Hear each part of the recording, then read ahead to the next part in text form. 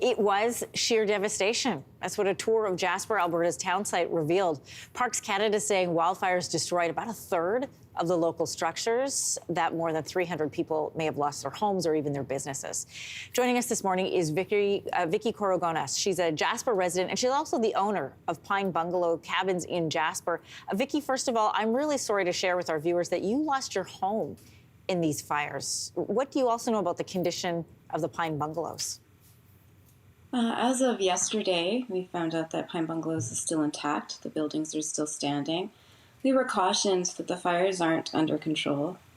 So we're just, treading lightly and wishing for the best, waiting for those fires to get under control so we could finally take that, deep breath about the rest of the buildings and the town. How did you find out about your home, and what do you know about it right now?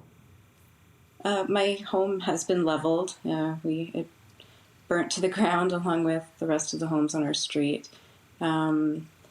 Yeah, that's it right there. It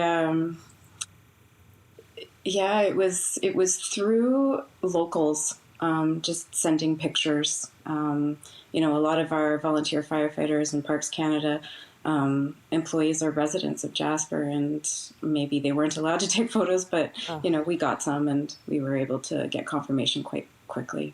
What are you doing in these days as you're waiting to get home and to see that for yourself and sort of pick through of whatever might still be left there? How are you processing that in these couple of days?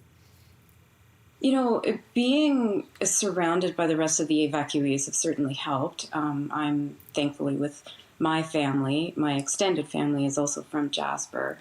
My husband's both, his brothers and their partners, they lost their homes as well.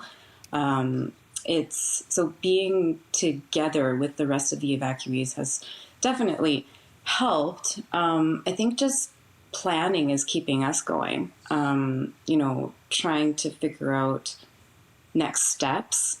Staying in contact with our staff is also really key. For Pine Bungalows, the staff were living on site. Oh. So they're not able to go home either. The majority of our staff also were working holiday visas, so they don't get to go to, they don't have family to go to.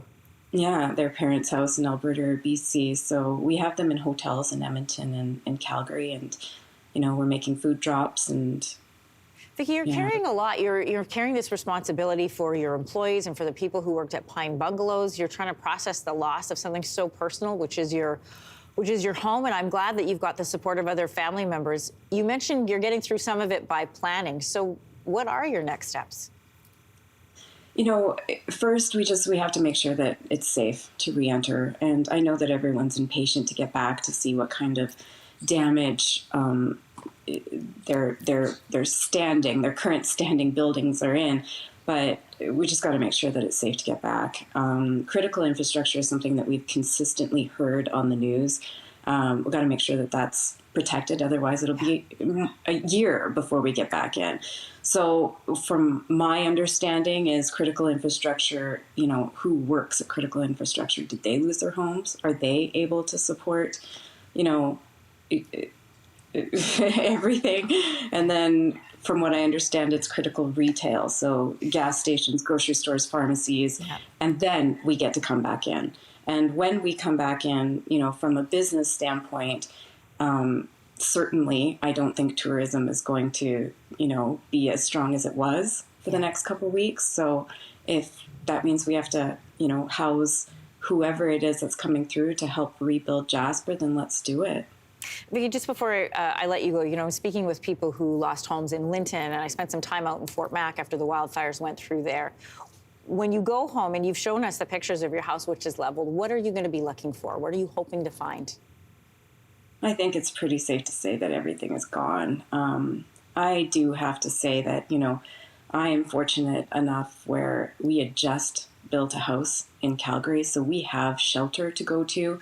We haven't moved our stuff from Jasper to Calgary, so we did lose all of our belongings, but there are Jasper residents that they lost their home, and all of their stuff. And will they be able to rebuild in Jasper with the current restrictions of, building in a national park is not easy with land use and permitting.